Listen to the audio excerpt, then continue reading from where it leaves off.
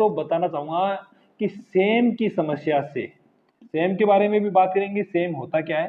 तो सेम की समस्या से सबसे प्रभावित या सबसे ज्यादा प्रभावित गांव कौन सा है, ये हाल ही में चर्चा में है, इसलिए इस गांव का नाम हम ले रहे हैं कि सबसे ज्यादा प्रभावित गांव कौन सा है।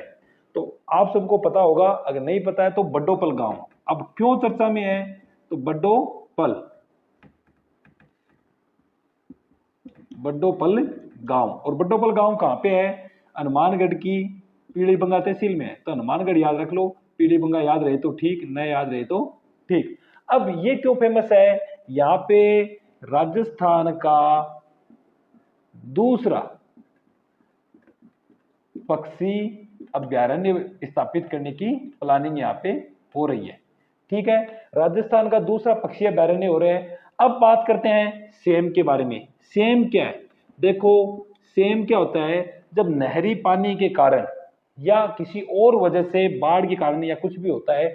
अब यहाँ पे राजस्थान में क्या समस्या है, इंदिरा गांधी नहर की वजह से क्या हो रहा है कि दलदल की समस्या पैदा हो रही है। यानी जो इंदिरा गांधी नहर है उसमें से पानी रिस रहा है, और अत्यधिक सिंचाई के कारण और पानी रिसने के कारण क्या हो रहा है कि जो बड्डोपल गांव है उसकी जो जगह है वो दलदल में पैदा हो गई है। ठीक है, दलदल वहां पे पैदा हो गया है। तो सेम में क्या होता है कि जो जमीन है वो दलदल बन जाती है। इसके अलावा वहां की जो जमीन है वो बंजर हो जाती है, और उर्वरा शक्ति है वो कमजोर हो जाती है, खत्म हो जाती है, कुछ भी उगता नहीं है, जमीन का वैल्यू है वो डाउन हो जाता है। दो बातें। अब सेम आपको समझ में आ गया। अब इसके कारण क्या हो रहा है कि जो बड्डोपल गांव है वहां की आर्थिक व्यवस्था वो भी खराब हो रही है। इसके अलावा आपको और बताऊंगा कि रशिया से यानी रूस से कई पक्षी सर्दियों के अंदर आते थे। कहां पे आते थे, केवला देव आते थे यानी भरतपुर। ठीक है, और बीच में आता है अपना हनुमानगढ़। ठीक है, अब क्या हुआ कि जब पक्षी इधर जाते थे सर्दियों के मौसम में, अब सेम के कारण ही, सेम के कारण क्या हुआ, ये वेटलैंड बन गया। क्या बन गया, आर्द्र भूमि बन गई, जिसके कारण पक्षी जो थे वो यहाँ पे स्टे करने लगे। कहाँ पे, बड्डोपल गांव में स्टे करने लगे, और पक्षी यहीं पे प्रजनन करने लगे। इसके अलावा सेम के अंदर क्या होता है कि जिप्सम का पानी होता है, और जो पक्षियों को ज्यादा लुभाता है, पक्षियों को आकर्षित करता है जिप्सम का पानी, और वो प्रजनन करते हैं। इसके कारण उनकी संख्या बढ़ने लगती है। तो जिसकी वजह से क्या कर रही है कि राजस्थान गवर्नमेंट जो है वो इसको सेकंड पक्षी अभयारण्य बनाने का विचार कर रही है। इसका एक फायदा और क्या होगा, इसका एक फायदा ये भी होगा कि जब पक्षी अभयारण्य बन जाएगा तो यहाँ पे क्या होगा, पर्यटन बढ़ जाएगा। भाई लोग घूमवा आऊंगा, कोई चीज खरीदेगो, कोई गपो लत्तो खरीदेगो, कोई राजस्थान को कल्चर देखोगो, उनके वो गांव को लोगों ने ज्यादा फायदा होगा।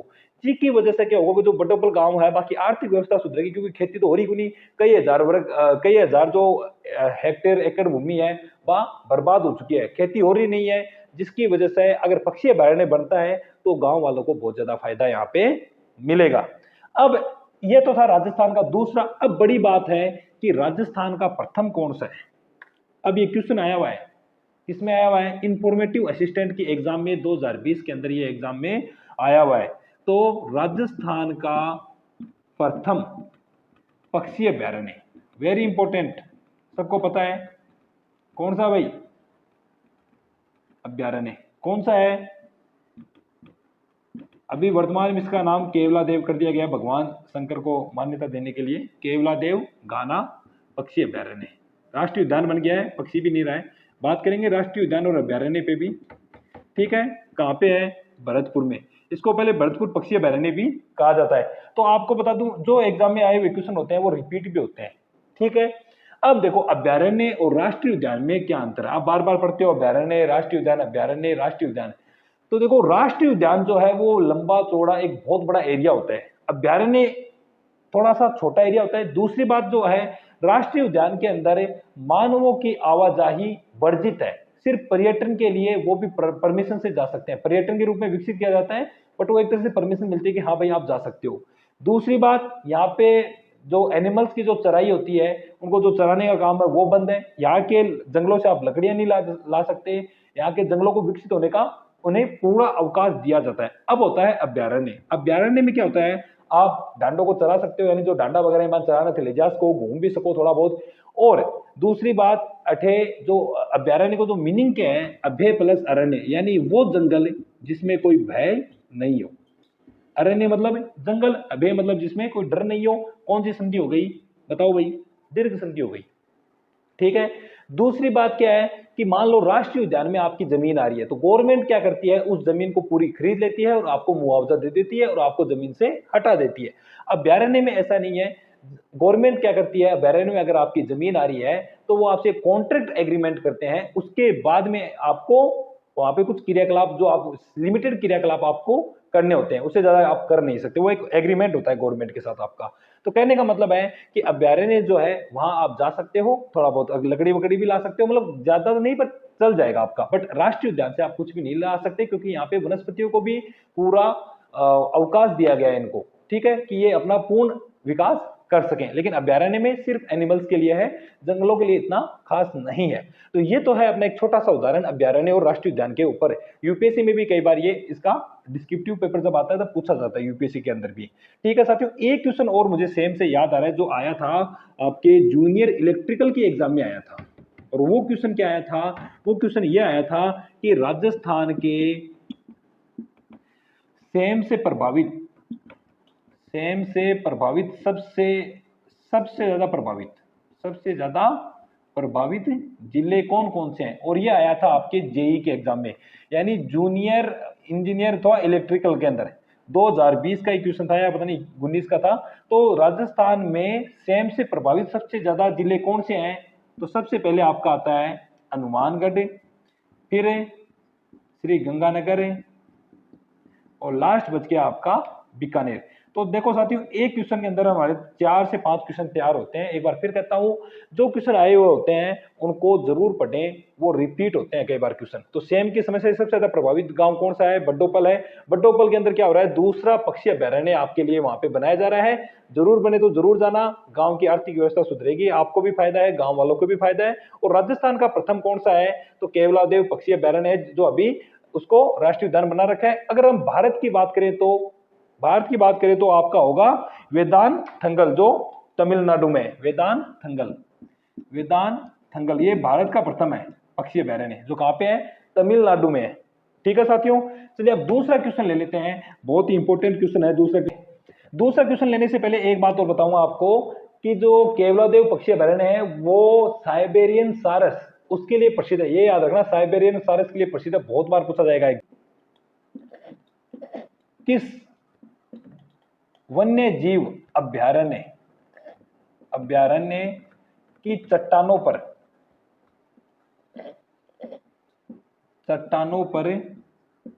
आदि मानव के संकेत मिले हैं, आदि मानव के निवास के संकेत मिले हैं। तो ये बहुत इंपॉर्टेंट है, ये ऐसा कैसा छपने का चांस है इस बार साथियों। इसका उत्तर होगा सीता माता अभ्यारण्य। याद रखना, सीता माता अभ्यारण्य। और कहां पे है, सबको पता है, प्रतापगढ़। थोड़ा सा इसका हिस्सा चित्तौड़गढ़ में भी आता है, पर मुख्य प्रतापगढ़ इसको माना जाएगा। आप चित्तौड़गढ़ करना चाहो तो वो भी आप साथ में कर सकते हो। अब देखो सीता माता अभ्यारण्य क्यों प्रसिद्ध है, ये एक एग्जाम में आया हुआ है, मैं देख लेता हूँ कौन सी एग्जाम है। हाँ बिल्कुल, राजस्थान के एलडीसी का एक पेपर हुआ था, सन तो मैंने नहीं लिखी कौन सी में था वो। एलडीसी के पेपर में ये आया हुआ है कि ये अभ्यारण्य क्यों प्रसिद्ध है, तो आपको पता होगा उड़न गिलहरियों के लिए प्रसिद्ध है। काफी बड़ी बड़ी गिलहरी हैं, उड़ने में मतलब पंख नहीं होते, बट वो क्या करती हैं, अपनी स्किन को इस तरह से फैलाती हैं और ऐसे लगता है जैसे वो गिलहरियां हवा में तैर रही हो। पंख नहीं होते पर उड़न गिलहरी के लिए वो प्रसिद्ध है, एलडीसी के एग्जाम में आया हुआ है। दूसरी बात, यहाँ पे एक बाठा है जो बीएसटीसी के एग्जाम में आया हुआ है, तो कौन सा बाठा है, लखिया बाठा। ये बहुत इंपॉर्टेंट है भाई, बीएसटीसी के एग्जाम में आया हुआ है कि लखिया बाठा क्यों प्रसिद्ध है, किसके लिए प्रसिद्ध है। तो यहाँ पे क्या हुआ है कि पाषाण काल जो था ना, प्राग ऐतिहासिक पाषाण काल, तो ये हो जाएगा आपका बीएसटीसी के एग्जाम में आया हुआ है। तो किसके लिए प्रसिद्ध है, मिटा देता हूं, लखिया बाठा है आपका प्राग ऐतिहासिक,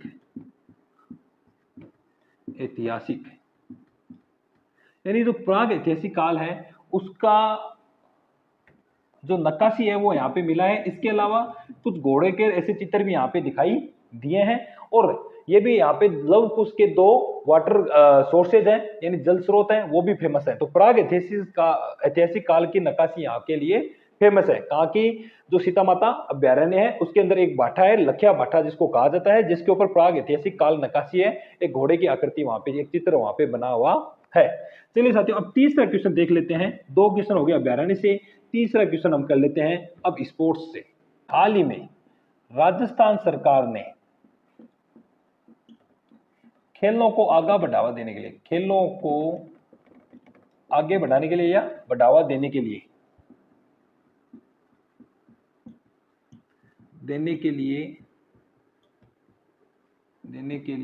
एक योजना चलाई है। क्या नाम है उसका? बहुत इंपॉर्टेंट है ये योजना तो बहुत ही पूछते हैं, आपको पता ही होगा। BOUNC, bounce off Joy. ठीक है, बाउंस ऑफ जॉय,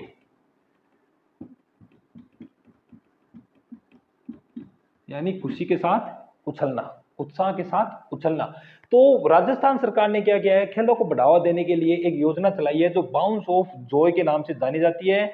दूसरी बात क्या है कि पहले तो खेलों के अंदर क्या है, लोगों को खेलने नहीं देते, पढ़ो पढ़ो पढ़ो पढ़ो पढ़ो, लेकिन अब जमाना बदल गया है। अब जो खेलेगा वो भी आगे बढ़ेगा और जो पढ़ेगा वो भी आगे बढ़ेगा। और आप करंट अफेयर्स पढ़ोगे हमारे साथ तो आप भी जरूर आगे बढ़ोगे, ऐसे भी आगे बढ़ोगे, हमारे साथ नहीं पढ़ोगे तो भी ऐसी बात नहीं है, पर आप जरूर बढ़ोगे। देखो किस किस के साथ किया गया है, तो स्कूल शिक्षा विभाग प्लस स्टेयर्स फाउंडेशन की तरफ से। ये बहुत इंपॉर्टेंट है भाई, कौन सा फाउंडेशन था, साथ में यूनेस्को मत कर देना। बहुत से लोग क्या करते हैं, जैसे फाउंडेशन, जैसे ये एग्जाम में दिखा ना यूनेस्को, कपदे पड़ जाए बिको कड़कार, वर्ल्ड बैंक कड़कार पड़ जाए। अरे भाई वर्ल्ड बैंक और यूनेस्को के अलावा भी बहुत सी चीजें जिसको पर आपने ध्यान रखना है। तो स्टेट्स फाउंडेशन की तरफ से है, जिसके अंदर 100 स्कूलों का पायलट रूप में चयन हुआ है। ठीक है, कुछ पीटी टीचर है 130 के आसपास, उनका भी चयन हुआ है। तो कहने का मतलब कि राजस्थान सरकार ने खेलों को बढ़ावा देने के लिए एक योजना चलाई है, वो कौन सी है, बाउंस ऑफ जॉय है। ठीक है, किसकी तरफ से हुआ है, स्कूल शिक्षा विभाग और स्टेयर्स फाउंडेशन की तरफ से ये हुआ है। और इसमें प्रथम क्या किया गया है, पहले फेज में 100 स्कूलों का चयन हुआ है। तो ये इंपॉर्टेंट है, स्टेयर्स फाउंडेशन न तो यूनेस्को है ना वर्ल्ड बैंक है। और हम क्या करते हैं, दो ही बातों पे ध्यान रखते हैं, एक तो यूनेस्को और एक वर्ल्ड बैंक। जहां यूनेस्को देखा वहीं मार दो मोर्चा, तो ऐसा नहीं होना चाहिए। अब एक और इंपॉर्टेंट क्वेश्चन है आपके लिए, बहुत इंपॉर्टेंट है, तो वो देखो चौथा क्वेश्चन बहुत इंपॉर्टेंट है। यहां से चेंज हो जाएंगे अब आपके कुछ आंकड़े, और कौन सा आंकड़ा, हाल ही में पैराशूटिंग विश्व कप हुआ था। कप में राजस्थान की किस खिलाड़ी ने 10 मीटर राइफल्स, 10 मीटर राइफल में गोल्ड जीता है, यानी स्वर्ण पदक हासिल किया। तो स्वर्ण पदक जीता है, तो किसने जीता है, ये बहुत इंपॉर्टेंट है, मोना अग्रवाल। ठीक है, अब मोना अग्रवाल क्यों इंपॉर्टेंट है, तो इसके पीछे की रीजन देखो, पैराशूटिंग, यानी वे दिव्यांग प्रतिभाशाली खिलाड़ी, ठीक है, जो खेलों में अपना दमखम दिखाते हैं, उनके लिए आयोजित किया जाता है पैरा ओलंपियाड, पैरा शूटिंग। और ये कहां पे हुआ था, पेरिस ओलंपियाड के नाम से हुआ था, पेरिस में। ठीक है, पेरिस ओलंपियाड, ठीक है, पेरिस में हुआ था और चाइना के एक खिलाड़ी को हराया था। अब इसमें एक और इंपॉर्टेंट है, आप सभी जानते हो मोना अग्रवाल इसलिए इंपॉर्टेंट है कि आज तक पूछा जाता था आपको अवनी लेखरा। अब ये अवनी लेखरा है, ये बहुत सी एग्जाम में पूछी गई है और बहुत सी एग्जाम में पूछी गई है। तो अवनी लेखरा का गेम कौन सा था, या कौन सा शूटिंग थी, उनकी भी शूटिंग से रिलेटेड थी, 10 मीटर राइफल। अवनी लेखरा की भी क्या थी, 10 मीटर राइफल थी। ठीक है, और मोना अग्रवाल की भी क्या है, 10 मीटर राइफल है। तो ये इंपॉर्टेंट है, याद रखना। अब जो क्वेश्चन आएगा वो आएगा कि मोना अग्रवाल का संबंध किससे है, तो एक तो याद रखना पैराशूटिंग से है, दूसरा 10 मीटर राइफल जो है ना उससे है, तीसरा कहां पे वो विश्व कप हुआ था, पेरिस में जीत के आई है। किसको हराया था, चीन के खिलाड़ी है उसको हराया था। ठीक है, तो ये एक इंपॉर्टेंट क्वेश्चन है स्पोर्ट्स के अंदर। दो हो गए, एक तो आपका बाउंस ऑफ जॉय हो गया और दूसरा हो गया आपका पैराशूटिंग का विश्व कप। अब बात करते हैं अपने स्पोर्ट्स हो गए, दो क्वेश्चन अलग से हो गए, एक दो क्वेश्चन की बात कर लेते हैं अब डिफेंस सर्विस की बात, क्योंकि जोश तो उसी में आएगा। तो अब देखो, चलो दो क्वेश्चन ये स्पोर्ट्स वाले हम कर लेते हैं।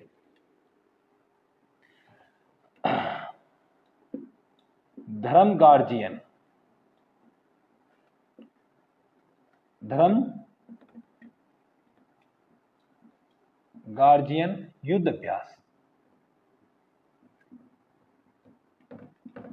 किस देश के बीच हुआ, किस देश के साथ हुआ? इंडिया तो है ही उसमें, किस देश के साथ हुआ? अब देखो इसमें मकसद क्या होता है, जो भी युद्ध अभ्यास होता है उसका मकसद होता है किसी देश के साथ संबंधों को ठीक करना, इसके अलावा उस देश की जो रणनीति है उसकी रणनीति को अपने देश को सिखाना, ताकि जब भी आगे भविष्य में युद्ध हो तो तरह तरह की रणनीतियों से वो दुश्मन को हरा सके। तो ये एक बड़ा कारण होता है युद्ध अभ्यास का।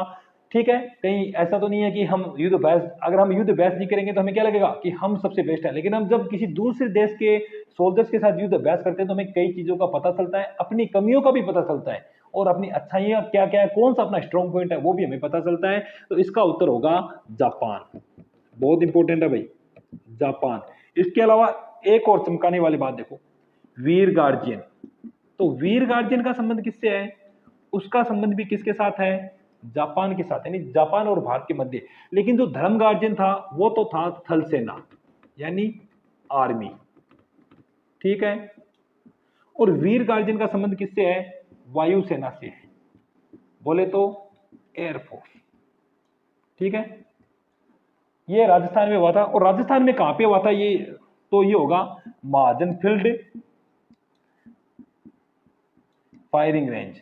अब एक क्वेश्चन आपके लिए है कि महाजन फील्ड फायरिंग रेंज कहां पे है, महाजन फायरिंग रेंज कहां पे है? और मेरे तो बहुत देखने की तमन्ना है, अभी तक जा नहीं पाया, लेकिन जब हम एनसीसी में थे तब हमारा बहुत मन करता था कि यार महाजन जाके फायरिंग करें तब मजा आए, लेकिन हमें मौका नहीं मिला। तो जो हमारे साथी जो है इसके आसपास से, तो वो जरूर जाएं और देख के आए with the prior permission of defence services. Okay, defence officers वगैरह उनसे परमिशन लेके जाना, ऐसे मत घुस जाना, क्योंकि गद्दारों को देखते ही गोली मार दी जाती है, वहां की दीवारों पे लिखा है। ठीक है, अब देखो कुछ युद्ध अभ्यास जो होते हैं वो फेमस है, जैसे कौन कौन से देश के साथ कौन कौन सा फेमस है? नेपाल, रूस, ठीक है, और देख लीजिए श्रीलंका, ये कई बार क्या एग्जाम में रिपीट होते रहते हैं। ठीक है, फिर देख लो इंडोनेशिया, और अभी अमेरिका के साथ मेघालय के अंदर एक हो रहा है, वो भी लिख लो, वो भी इंपॉर्टेंट है, अमेरिका। और एक मंगोलिया, ये इंपॉर्टेंट है भाई, मंगोलिया वाला पूछा हुआ है एग्जाम के अंदर। और मंगोलिया वाला क्या कि यूपीएससी में भी जो सीडीएस की एग्जाम होती है उसमें भी ये पूछा हुआ है, एक चीन। ठीक है, अब देखो नेपाल के साथ है आपका सूर्य किरण, युद्ध अभ्यास का क्या नाम है? सूर्य किरण। रूस के साथ क्या है? इंदर, ये तो बहुत ही सिंपल है, इंडिया रशिया इंदर। ठीक है, फिर है श्रीलंका, इसके साथ अपना मित्र शक्ति, याद रखना श्रीलंका अपना एक फ्रेंड है जो नीचे रहता है, मित्र शक्ति। इंडोनेशिया, इंडोनेशिया के साथ है गरुड़। ठीक है, अमेरिका के साथ अभी जो हो रहा है वो लिख देता हूं मैं, वज्र प्रहार, जो इंपॉर्टेंट है वज्र प्रहार। और ये अभी 14वां संस्करण इसका कहां चल रहा है? हाल ही में तो मेघालय में हुआ है ये अभी। ठीक है, 14वां संस्करण है बस, और तो सब कुछ ठीक था, बस एक नुकसान हमारा हुआ कि हमारा तेजस जो विमान था, जो हमारा तेजस फाइटर जो था ना, लड़ाकू विमान, वो क्रैश हुआ था इस दौरान। ठीक है, युद्ध अभ्यास या जो भी है, तो ये जो क्रैश हुआ था, तो आ सकता है एग्जाम में कि राजस्थान में हाल ही में कौन सा विमान क्रैश हुआ है? तो तेजस क्रैश हुआ है, और तेजस के बारे में बताना चाहूंगा साथियों, स्वदेशी है। पहली बात स्वदेशी है, दूसरी बात दुनिया का सबसे हल्का लड़ाकू विमान है, और 23 साल इसको हो गए हैं इंडियन एयरफोर्स के अंदर इसको आए हुए, लेकिन पहली बार ये क्रैश हुआ है, और जो हमारे लिए थोड़ा दुखद घटना है। ठीक है साथियों, आज के लिए इतना काफी है, और चैनल अच्छा लगे तो प्लीज लाइक शेयर और सब्सक्राइब जरूर करें। मिलते हैं अगली क्लास में, थैंक यू, धन्यवाद।